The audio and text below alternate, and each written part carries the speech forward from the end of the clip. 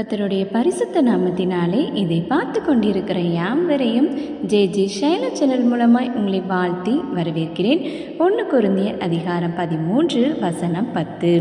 நிறைவானது வரும்பொழுது குறைவானது ஒளிந்து போம். ஆமென், அல்லேலூயா. நிறைவானது வரும்பொழுது குறைவானது ஒளிந்து போம். எல்லாரும் ஆமீன் சொல்லலாமா? பிறர் சொல்லுகிற குறைகள் நம்மை பாதிக்கக்கூடாது என்றால் நிறைவின் தேவனை நிறைவாய் நாம் பார்க்க கற்றுக்கொள்ள வேண்டும்.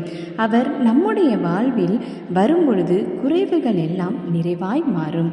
குறைவுகளை கிறிஸ்துவுக்குள் மகிமையில் நிறைவாக்கி நடத்தினீரே.